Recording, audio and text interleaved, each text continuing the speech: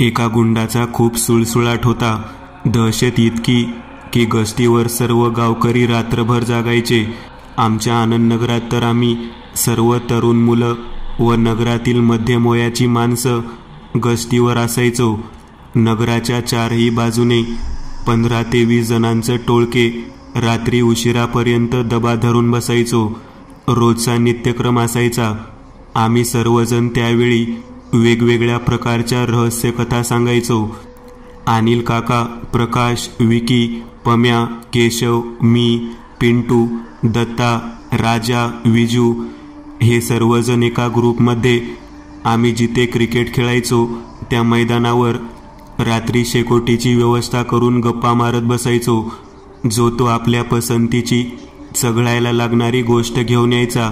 कोण तंबाखू तर कोण मावा तर कोणी बनारसी पान, गुटखा या विविध गोष्टींचा आस्वाद घेत रात्रभर जागायचो. रोजच्या रोज रात्री उशिरापर्यंत जागणे आणि नवनवीन गोष्टीवरती चर्चा असा नित्यक्रम चालू होता. त्यात भर म्हणून काय, केशव शेतात राहत असल्याने त्याला भीती घालायला म्हणून अनिल काका व विकीने भूत, हाडळ अशा विषयावर चर्चा सुरू केली. आणि मग काय, एक एक जण आपापल्या जवळच्या विविध प्रकारच्या गोष्टी सांगू लागला. तेव्हा पम्या म्हणून एक मित्र, ज्याने गावातील अमर हॉटेलच्या समोरील एका पडक्या वाड्याच्या बाहेरच्या बाजूला एक लाईटच्या खांबाखाली एक मुलगी साधारण 15-16 वर्षाची अमावस्येच्या रात्री अभ्यास करत बसलेली दिसते. आजही ती त्या ठिकाणी दिसते. मग काय, आम्ही सर्वजण त्याला म्हणालो, जर ती दिसत असेल तर परवा दिवशी रात्री जाऊ आपण, अमावस्या पण आहे. तेव्हा प्रमोदने सांगितले की कोणतेही वाहन सुरू असल्यास भूत जवळ अजिबात येत नाही. असं कसं काय हे विचारल्यावरती म्हणत होता, जेव्हा एखादी गोष्ट ज्वलनशील असते म्हणजे जळत असते तेव्हा भूत जवळपास येत नाही. गाडी चालवत असताना पेट्रोल हे जळतं, त्यामुळेच भूत जवळपास येत नाही. आपण आपल्या गाडीवरून तिथे जाऊयात व तिला पाहून येऊयात. अमावस्येची रात्र. सर्वजण अतिशय कुतूहलाने, आम्ही सर्व तयारीने कधी रात्रीचे 12 वाजतायत याची वाट पाहत होतो. 4 वाहने व आम्ही डबल सीट जायचं ठरवले होते. पम्याच्या जवळ होंडा स्ट्रीट गाडी होती. त्या गाडीचं वैशिष्ट्य म्हणजे जी गिअरमध्ये सुद्धा सुरू राहते, बंद नाही पडत. मी त्याच्या गाडीवरच बसून जायचं ठरवलं. 12:05 आम्ही आमचं नगर सोडून गावातील हॉटेल आमरच्या दिशेने निघालो. विकीची M80 गाडी, अनिल काकांची पण M80 गाडीच होती व एक होंडा स्प्लेंडर होती. गावात असणाऱ्या स्टेशन रोडला लागून आतील बाजूस जाण्यासाठी एक रस्ता आहे. त्या रोडलाच जवळ थोड्या अंतरावर असलेल्या अमर हॉटेलच्या पुढील बाजूला एक 15 ते 20 पावला अंतरावर विजेचा खांब होता. तिथूनच पुढे तो रोड पेट्रोल पंपाजवळ निघायचा व दुसऱ्या बाजूने परत जवळच्या रोडने तिथेच परत रोड येऊन मिळायचा. म्हणजेच एक वर्तुळाकार प्रवास करायचा होता.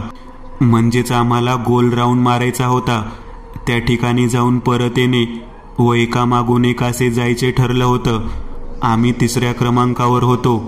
अगोदर विकी, मग विजय, मग आमची गाडी व राजा असे आमचं ते ठिकाण पाहण्यासाठीचं धाडस होतं. एकामागून एक आम्ही निघालो. एक एक करून त्या पडक्या वाड्याच्या बाहेरच्या खांबा जवळपास पाहत आम्ही पुढे निघालो. तिथे मंद प्रकाश होता. आमच्या वाहनांच्या उजेडाशिवाय काही लाईटची दुसरी सुविधा नव्हती. फक्त तो खांब व त्यावरील दिवा. जसजसं जवळपास पोहोचलो तसतसं अधिकच भीती वाटत होती. एकमेकांना बोलण्याची हिंमतच होत नव्हती. मी घाबरलेलो. पण पम्याची स्ट्रीट होती जी अजिबात बंद पडत नाही आणि गाडी बंद झाल्याशिवाय भूत काहीच करू शकत नाही अशी पक्की खूणगाठ मनाशी बाळगून आम्ही सगळे तिथे आलो. गाडी सावकाश चालवत तो वाडा बाहेरून निहाळत त्या खांबाजवळ आलो. काहीच नाही हे लक्षात आलं होतं. 12:35 झाले होते. परत स्टेशन रोडवर आलो. एकमेकांना विचारले की काय दिसलं का कुणाला. सगळेजण आपापल्या गाडीवरून अजून एक राऊंड मारायचा असं ठरवलं व निघालो. एकामागे एक असे परत एकदा त्याच ठिकाणी आलो होतो. आता आम्ही मागे मात्र शेवटी होतो. 3 गाड्या एकामागून एक पुढं गेल्या. आमची गाडी त्या खांबास क्रॉस करणार इतक्यात गाडी बंद पडली. पम्या चल लवकर, गाडी राहू दे तिथंच. मी जोरात ओरडलो, पण तो गाडीवरून खाली काय नाही उतरला. परत एकदा आम्ही आमच्या मित्रपरिवाराकडे पाहिलं तर ते पंपाकडच्या रोडला वळालेले होते. भीती वाटत होती. त्यात गाडी बंद पडल्यामुळे अजून जास्त प्रमाणात घाबरून गेलो होतो. त्या खांबास तिरक्या नजरेने पाहत असताना असं दिसलं की एक मुलगी मंद प्रकाशात पुस्तक वाचताना डोकं खाली करून बसलेली होती. पम्याने वर्णन केले होते तशीच होती ती. पम्या व मी घामाने पुरते न्हावून निघालो होतो. गाडी चालवत चालवत पुढं घेऊन आलो.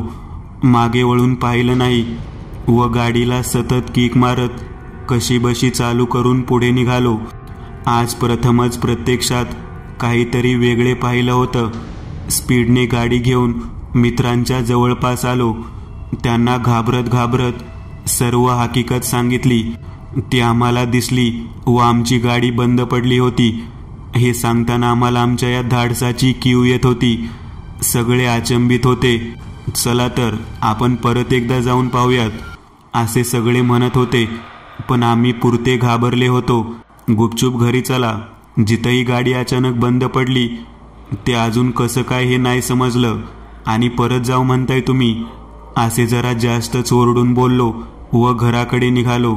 नगरात सगळ्या लोकांना मित्रांनी गाजावाजा करून घडलेली गोष्ट सांगितली. मी व पम्या आजारी पडलेलो.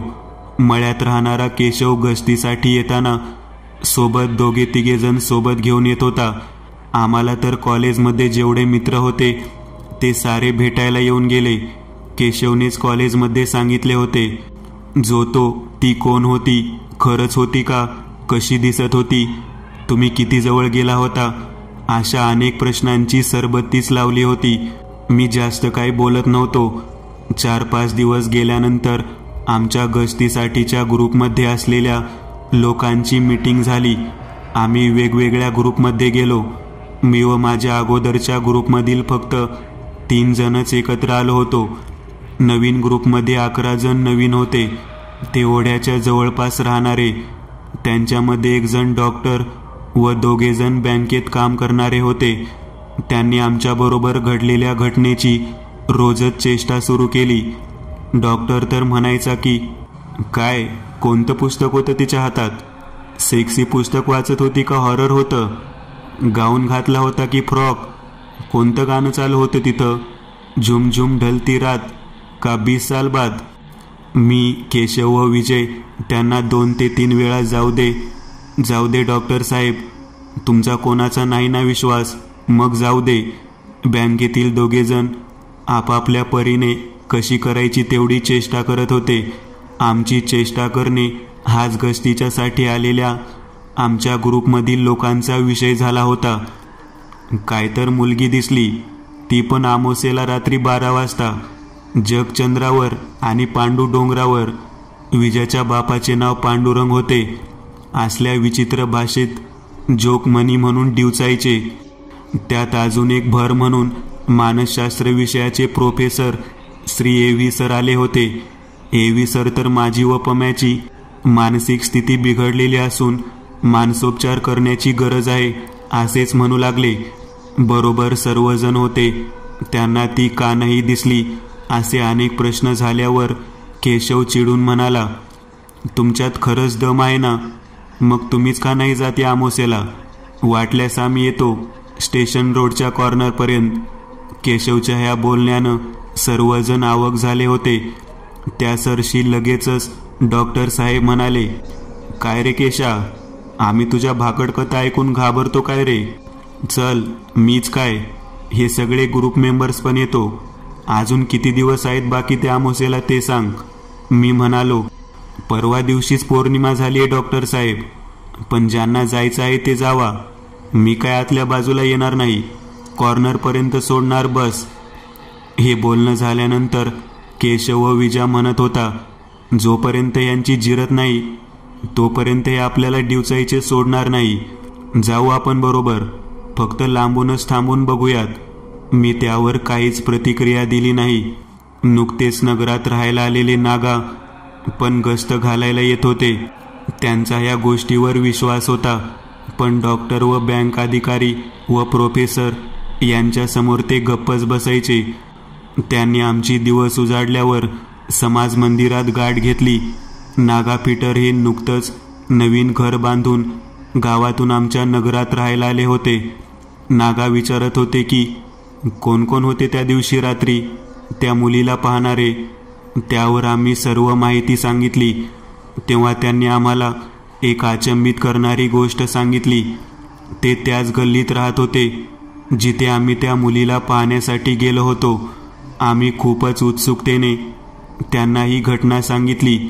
ते आम्हाला त्याबद्दल काही सांगणार तेवढ्या त्यांच्या भाचीबद्दल बातमी आली की ती विहिरीत पडली आहे. त्या सरशी ते लगेच तिथून गेले. आमचे बोलणं उर्वरित राहिले होते. नागा मिस्त्री काहीतरी नवीन सांगणार होते हे मात्र नक्की होतं. डॉक्टर व आमच्या नवीन गस्तीसाठीच्या ग्रुपमधील सर्वजण अमावस्या कधी येते याची वाट पाहत होते. सगळेजण मिळून एक मोठ्या 4 चाकी गाडीतून जाऊ असे प्रोफेसर एव्ही सर म्हटले. बँकर असणारे 2 जण म्हणत होते की विंगर गाडी साधारण 9 जण बसतात, आपण त्यातच जाऊयात. या त्यांच्या बोलण्यावर आम्ही 3 जण म्हणालो, तुम्ही सगळे कसे जायचे तसे जा, पण आम्ही मात्र आमच्या 2 व्हीलरवरच येणार आहोत, ते पण स्टेशन रोडला कॉर्नरपर्यंत. सगळेजण मोठ्याने हसले. बरं बाबांनो, या, जिथं थांबायचं आहे तिथे तुम्ही थांबा, पण येणार तर आहात ना बरोबर. गुरुवारी दत्ताचा अंगारा एका पुडीत बांधून घेतला. आम्ही दुसऱ्या दिवशी रात्री अमावस्येला परत एकदा त्या ठिकाणी जाण्यासाठी निघालो. नगरातील इतर अनेक ग्रुपमधील लोकांना पण ही माहिती दिली होती. रात्री 10:30च्या सुमारास त्यांनी वाईन शॉपमधून 2 नंबर 1चे खांबे, चकण्यास नंदूची 1 किलो गरम भजी, उडण गरम सिगारेटची पाकिटे व रजनीगंधा मावा असा सर्व प्रकारचे साहित्य जणू एक मोठी पार्टीच करायची आहे असे घेतले होते. आम्ही विचारले की हे आता का घेतले आहे. तेव्हा ते सर्वजण म्हणाले, आज त्या ठिकाणी बसून पार्टी करणार आहोत आम्ही. बघू कोणती हाडळ, डकीन, जकीन, कोण कोण आम्हाला दिसतंय ते. त्यांचा हा प्लॅन पाहून आम्ही जरा काळजीतच पडलो होतो. विजया म्हणाला, काय करायचं आहे ते करू देत, आपल्याला काय. कोंबडी जरी कापून खायची असली तरी खावा म्हणाव.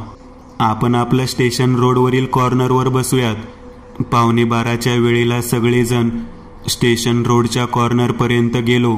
डॉक्टर, एव्ही सर व बँकर व त्यांचे 4 मित्र आम्हाला पण पार्टीसाठी आग्रह करत होते. आम्ही म्हणालो, जावा, तुम्हाला तुमची पार्टी लक लाभो, फक्त परत व्यवस्थित या म्हणजे झालं.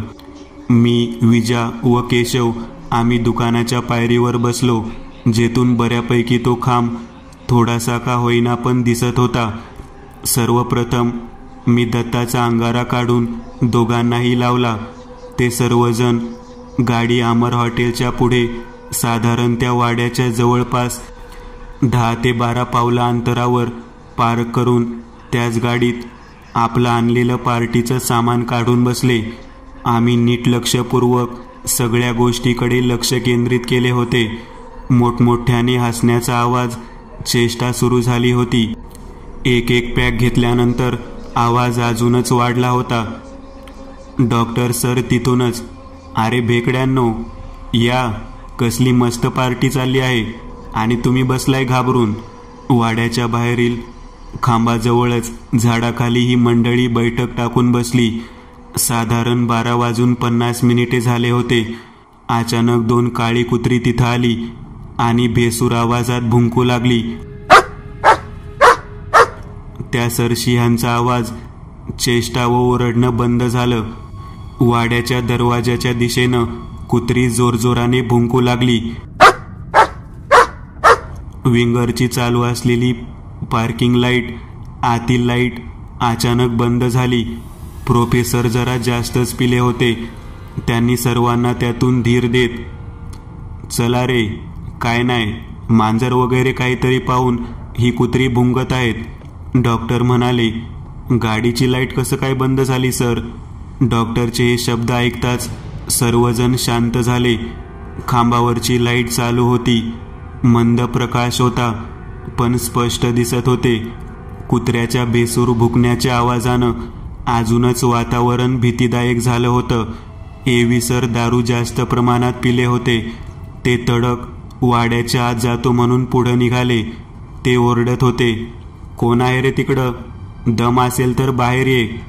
त्यांना बाकीच्यांना थांबवायचा प्रयत्न केला, पण ते थेट आत गेले. जाताना अर्धवट उघड्या असलेल्या दरवाजाला जोरात लाथ मारली. कुत्र्यांच्या भुंकण्याचा स्पीड वाढला. सर आत गेले होते. दरवाजा परत पूर्वीच्या स्थितीत अर्धवट उघड्या स्वरूपात झाला. डॉक्टर बँकर, सर सर या परत म्हणून ओरडत होते. सर सर असा आवाज हळूहळू दबक्या आवाजात बदलला. सर दिसेनासे झाले. आता तर ह्यांचा आवाजही येईना. सर्वजण खूपच चिंतेत होते. त्यांना भीती वाटत होती, पण ते व्यक्त करत नव्हते. सोबत आलेल्या त्यांच्या एका मित्रापैकी एक जण गाडीत जाऊन बसला. त्याच्या लक्षात आलं होतं की काहीतरी विचित्र घडत आहे. त्याने इतरांना पण गाडीतून विनंती केली आणि आत बसण्यास सांगितले. तो सारखे म्हणत होता, सर येतील थोड्या वेळाने, आपण इथेच बसून वाट पाहूया त्यांची. कुत्र्यांच्या भुंकण्याचा आवाज बंद झाला. एकच नीरव शांतता पसरली. सर अजून का येत नाहीत हे कुणाला समजेना. एक एक करत सर्वजण गाडीत येऊन बसले. साधारण वेळ 1:30ची असेल. खांबावरची लाईट अचानक डीम झाली. बाहेरच्या बाजूला अंधुक अंधुक दिसेल अशी जेमतेमच लाईट होती. बाहेरील बाजूस एक अंधुक आकृती त्या खांबाखाली हातात काहीतरी घेऊन आली आहे असा भास झाला. एक जण मोठ्याने ओरडत आम्ही जिथे बसलेलो त्या दिशेने पळत सुटला. ती आली होती. हातात पुस्तक, दुसऱ्या हातात पिशवी होती. असे भासते का प्रत्यक्षात आहे हे मात्र समजत नव्हतं. डॉक्टरांचा मित्र धापा टाकत आमच्या जवळ आला. आम्हाला लांबून काही स्पष्ट दिसत नव्हते. गाडीतील एक एक जण आपापल्या मार्गाने हळूहळू पाय काढू लागला. दोघेजण सरळ पळत सुटले. ते समोरच्या बाजूला जिथं रोड वळतो त्या ठिकाणी जाऊन पोहोचले. गाडीत डॉक्टरांचा एक मित्र, डॉक्टर व 2 बँकर अधिकारी राहिले होते. तिने आपल्या जवळची पिशवीला कट्ट्यावर ठेवले होते. दोन्ही गुडघे आपल्या छातीजवळ घेऊन पुस्तक समोर धरलं होतं. आता फक्त पुस्तक तोंडापुढे आहे व 2 पायाचे आकार दिसत होते. विचित्र असा कोणतरी विवळत रडतोय असा आवाज येत होता. गाडीतील मंडळी जीव मुठीत धरून बसलेली होती. आमच्याजवळ धावत आलेला मित्र म्हणाला, काहीतरी करा हो, पण इथून निघा म्हणाव त्यांना. ते सर तर त्या वाड्यातच गेले आहेत. काय झालं असेल त्यांचं? गाडीत बसलेल्या लोकांना तरी बोलवा. बँकरपैकी बंडूने गाडी सुरू केली व बरोबर त्या वाड्याच्या जवळ, अगदी त्या मुलीजवळच ती गाडी बंद पडली. मग आम्हाला जेवढे धुसर दिसत होते ते पण आता दिसेना. पिलेल्या लोकांची पुरती नशा उतरली होती. तोंडाची बोबडी वळली होती. रडण्याचा व विवळण्याचा आवाज मोठ्याने येऊ लागला. आता नेमकं काय झालं आहे तिथं हे काही कळायला मार्ग नव्हता.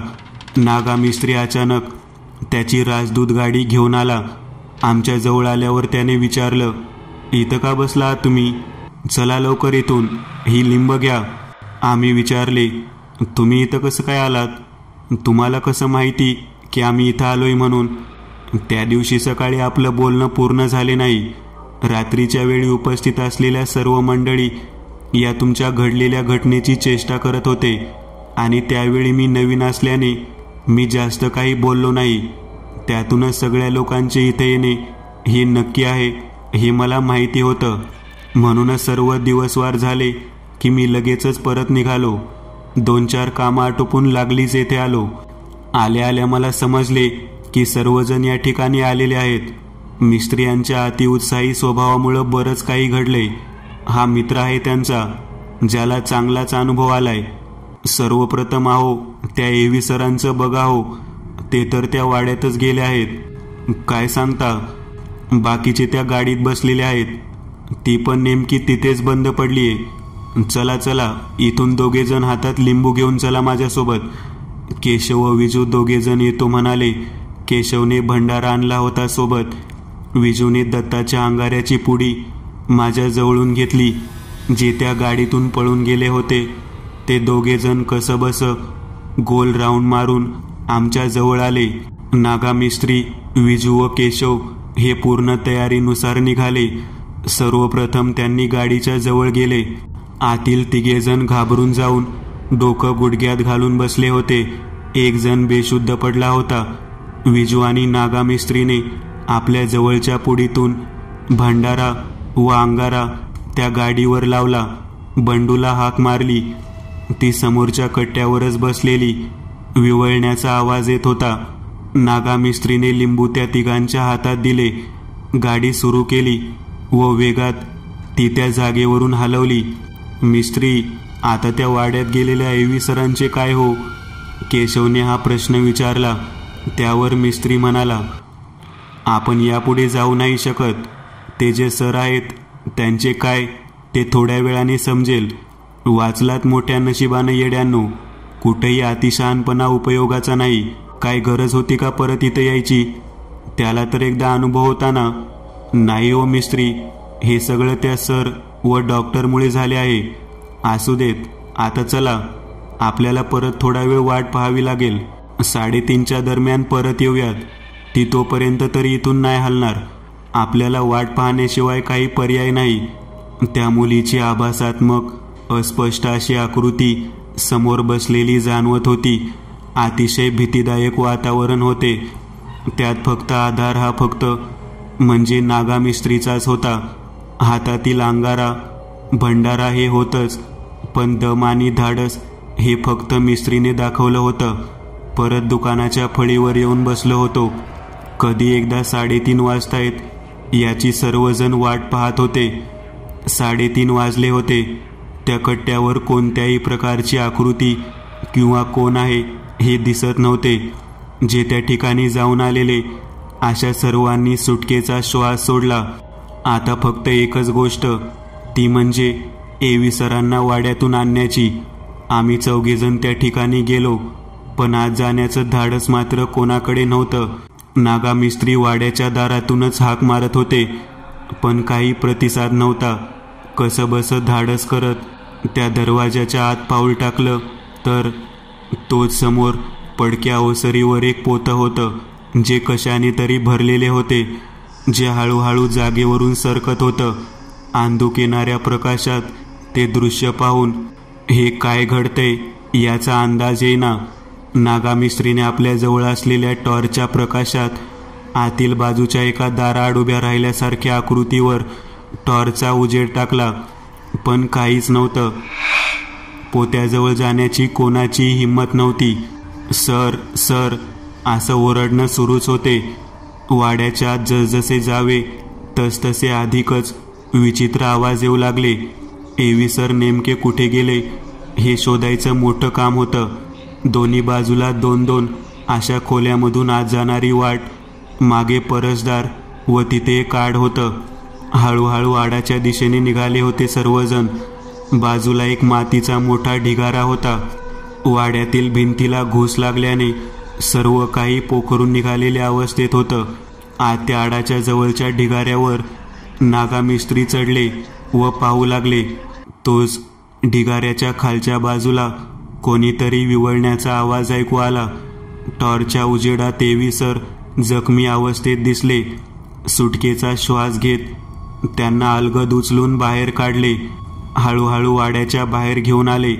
त्यांना त्या अवस्थेत गाडीत घालून नगरात परतलो. साधारण पहाटेचे 4:15ची वेळ होती. डॉक्टर साहेबांनी त्यांना आपल्या प्रॅक्टिस रूममध्ये झोपवलं. सर्वजण घरी गेलो. दारूची पूर्ण नशा उतरल्यावर साधारण दुपारी 2 वाजता ही सर्व मंडळी एकत्र समाज मंदिराच्या कट्ट्यावर आली. त्यात देवी सर नव्हते आले. नागामिस्त्री बोलत होते, साहेब लोकांनो, काहीच गरज नव्हती राव तिथं जायची. मी त्याच गल्लीत मागील 20 वर्षापासून राहतोय. तो पडकावाडा, त्यातील आतील बाजू एवढ्या वर्षात प्रथमच पाहिली आहे. ही गोष्ट आहे साधारण 35 वर्षापूर्वीची. एक सुशिक्षित कुटुंब राहत होतं. नवरा बायको, त्यांना 4 मुलं व एकुलती एक मुलगी, आजी आजोबा व एक लहान बहीण पण होती. वसंतराव नाव होतं त्या गृहस्थाचे. त्याच्या एकुलत्या एक मुलीचं नाव होतं मालती. 4ही मुलं खूप हुशार होती. वसंतराव अत्यंत रागीट व शिस्तबद्ध स्वभावाचे होते. शिक्षक असणाऱ्या वसंतराव यांचा दरारा खूप होता. मुलीचे लाड सर्वजण करीत असत. मालती जन्माला आल्यानंतर त्यांच्या घरी सुखशांती व धनधान्य यांची वृद्धिंगता खूप झाली होती. अत्यंत हुशार असणारी मालती तितकीच सुंदर पण दिसत होती. ऐन तारुण्यात आलेल्या मालतीचे इयत्ता 10वीचे वर्ष होतं. अत्यंत हुशार मुलीचा निकाल हा अप्रतिमच असणार हे वसंतराव यांना माहीतच होते. यावेळी मात्र नशिबाचे फासे जरा वेगळेच पडले. 10वीच्या परीक्षेच्या अगोदरच मालती नदीला पोहायला गेली होती. हे निमित्ताने ती खूपच आजारी पडली होती. झोपूनच अभ्यास करावा व बाबा मला बरे व्हायचे आहे, खूप मार्क मिळवायचे आहेत, पण पोट खूप दुखतं माझं, काहीही सुचत नाही बघा, काय करावं सुचत पण नाही. बाहेर कट्ट्यावरच्या लाईटच्या उजेडात अभ्यास करावा म्हणते, पण काय होतं तेच नाही समजत. मुलीच्या अशा या विव्हळण्याचा घरातील सर्वांवर खूप परिणाम झाला होता. बरेच जण डॉक्टर झाले होते, पण ती मुलगी काय ठीक होईना. दिवसेंदिवस ती अभ्यास 10वीचा ध्यास धरून खालावत चालली होती. ऐन अमावास्येला मालती गेली.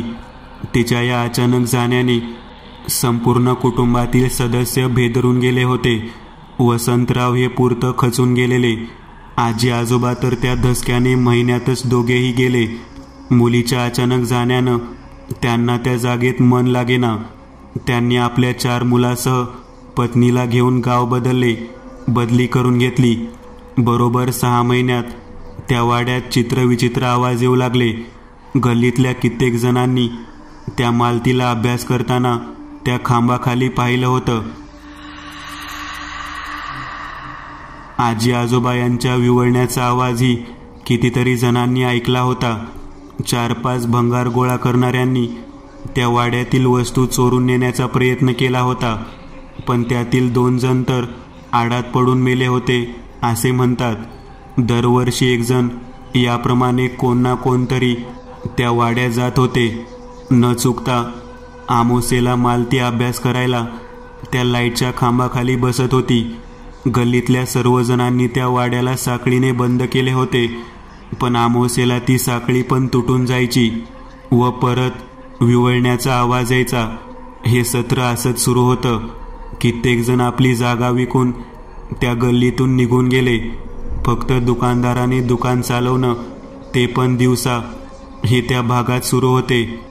22 जण या जागेत कोणत्या ना कोणत्या कारणामुळे गेले होते. कित्येक जणांना वेड लागलं होतं. मागील वर्षीच्या मे महिन्यातच मी माझी जागा विकून इथं फ्लॅट विकत घेऊन जागा बांधली. त्या दिवशी मी ह्या मुलांच्या त्या जागी जाण्याची घटना ऐकली होती. त्याचवेळी आपली जी टिंगल मस्ती होती तेव्हाच मी हे सगळं सांगणार होतो. त्यात माझ्या भाचीचं अचानक जाणं झालं, म्हणून मी त्यावेळी काहीच बोलू नाही शकलो. मला एका पुरोहितांनी लिंबू व अंगाऱ्याची महती सांगितलेली. मी काल म्हणूनच लिंबू घेऊन आलो होतो. सरांचं काय झालं ते बघणं महत्त्वाचं आहे. डॉक्टर व बँकर दोघेही व सर्वजण दवाखान्यात सर कसे आहेत हे बघायला गेले. सरांना काहीच बोलता येत नव्हतं. एकसारखे डोळ्यातून पाणी येत होते.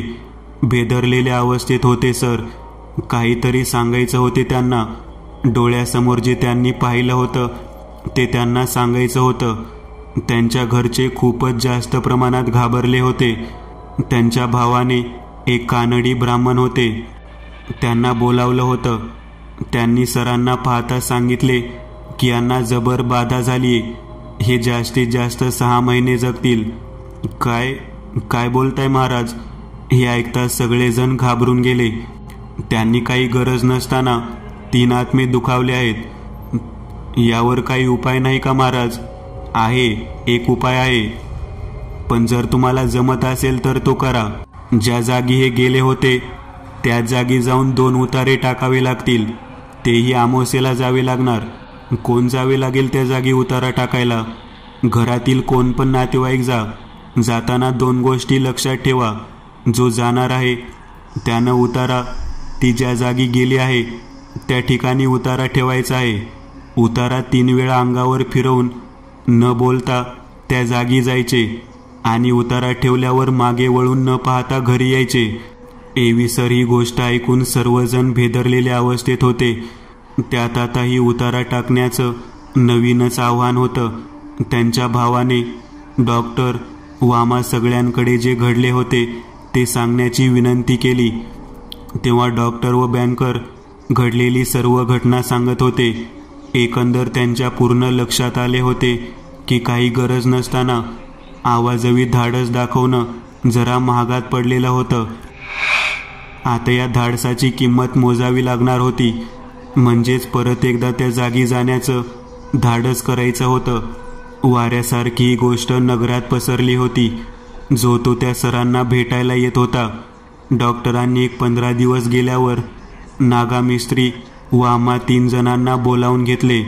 सरांचे बंधू पण होते बरोबर. त्यांनी विनंती केली की आपल्या सहकार्यानेच मला उतारा टाकता येईल तर कृपया आपण सर्वजण निदान त्या दुकानाच्या फळीपर्यंत तरी यावे. मी आपल्याला विनंती करायला आलेलो आहे. काही घाबरायचं कारण नाही. पुरोहितांनी अंगाऱ्याच्या पुड्या दिल्यात, त्या आपण सोबतीला घेऊन जाऊयात. मग येताय ना? माझ्या भासाठी तर या. डॉक्टरांनी आम्हाला व नागामिस्त्रीला कळकळीची विनंती केली. यातून बाहेर काढले तर ते फक्त आपण लोकच काढू शकता. नागामिस्त्री, तुम्ही आलात म्हणून आम्ही वाचलो आहोत. त्यावरती नागामिस्त्री म्हणाले, अहो जे झालं ते झालं. आता विनंती काय करताय? त्यांना यातून बाहेर काढण्यासाठी आपण सर्वजणच प्रयत्न करूयात. गुरुवारी दत्त मंदिरात जाऊन अंगारा घेऊन आलो. साधारण 3:30च्या नंतरच्या वेळेतच आपण त्या वाड्यात जाऊ व ती उतारा टाकून येऊयात. पण एक लक्षात ठेवा, उतारा ती मुलगी ज्यावेळी दिसली त्याचवेळी टाकायचा आहे. व हे पण लक्षात ठेवा, एकट्यानं वाड्यात जायचं आहे. हे बँकर बंडूने मध्येच सांगितले. त्यावर धीर देत नागामिस्त्री म्हणाला, काही घाबरून जाऊ नका. आम्ही आहोत आपल्या सोबतीला. आम्ही लांब जरी असलो तरी आपण सर्व तयारी निश्चित जाणार आहोत. आपण परत एकदा जात आहे हे कुणास बोलू नये म्हणजे झालं. सर्वजण लक्षात ठेवा, कोणास काही बोलू नका. सर्वजणांनी हो या स्वरात मान डोलावली. अमावस्येच्या दिवशी रात्री उशिरा सगळेजण आपापल्या वाहनांच्या सोबत नगरात एकत्र आलो. ठरल्याप्रमाणे अंगावर 3 वेळा उतारा उतरवून त्यांच्या भावाने लागलीच तो पिशवीत ठेवला. आम्ही काहीच न बोलता त्या ठिकाणी जाऊन बसलो. रात्रीचे 12:15 वाजेपर्यंत तिथे पोहोचलो होतो. भाऊ त्या वाड्याच्या दिशेने निघाला. नीरव शांतता पसरली होती. इतक्यात 2 काळी कुत्री भेसूर आवाजात ओरडत होती. मागे वळून न पाहता तो पुढं निघाला. वाड्याच्या दरवाजातून एक विचित्र आकृती त्या कट्ट्यावर येत आहे हे लक्षात आले. तो हातात पिशवी व अंगाऱ्याची पुडी घेऊन जात होता. आम्ही सगळे एकत्र येऊन हे फक्त पाहत होतो. ती आली होती. त्यानं दबक्या पावलांनी वाड्यात प्रवेश केला. तोच ती जागेवर उठून उभारली. नागामिस्त्री म्हणाले, तिचं लक्ष आपण आपल्याकडे वळवलं पाहिजे. ह्यासाठी कोण जाणार तिथे? सगळेजण आपापल्या परीने जाऊ असे ठरले. नागामिस्त्री व मी प्रथम आपल्या जवळच्या पुडीतून अंगारा लावत त्या ठिकाणी निघालो. मागून विजा व केशव, त्यांच्या मागे डॉक्टर व बँकर्स असे 3 ग्रुप होते जे तिचे लक्ष वेधून घेण्यासाठी टप्प्याटप्प्याने जाणार होते. ती उभारली होती व आजूबाजूला पाहत होती. समोरच्या बाजूला आम्ही 2 जण आपापल्या जवळचे असणारे साहित्य हातात घेऊन देवाच्या नामाचा जप करत तिच्यापासून साधारण 20 ते 25 पावलावरून एक लिंबू तिच्या दिशेने फेकले. त्या सरशी तिनं जोरात किंचाळी मारली. अतिशय कर्कश आवाजात तिचं हे ओरडणं हृदयात धडकीच भरवणारे होते. झाडाच्या मागे आम्ही लपलो. इकडे तिकडे सैरभैर नजरेने ती पाहत होती. तिच्या संपूर्ण लक्षात आले होते की आपल्या साम्राज्यात कोणीतरी हस्तक्षेप करत आहे. आम्ही लपलेल्या झाडाच्या दिशेने ती येऊ लागली. याच दरम्यान दुसऱ्या ग्रुपचे 2 जण तिचं लक्ष वेधून घेण्यासाठी तिच्याकडं लिंबू फेकून लपून बसले. त्याचबरोबर ती त्यांच्या दिशेने वळाली. त्याचबरोबर तिसऱ्या ग्रुपच्या लोकांना माहीत होते की आता आपण लक्ष वेधून घेणार आहोत. तिने लागलीच वाड्याच्या दरवाजाकडे बघितले तसा तो पूर्णपणे उघडला. तिसऱ्या ग्रुपचे सर्वजण हे पाहताच घाबरले व परत उलट्या दिशेने पळत सुटले. त्याचवेळी तिने त्यांना एकसाथ जमिनीवर आपटले. 1, 2, 3 सलग 5 वेळा त्यांना जमिनीवर आपटले. इतक्यात नागामिस्त्रीने माझ्या जवळचे लिंबू घेऊन तिच्या अंगावर टाकले.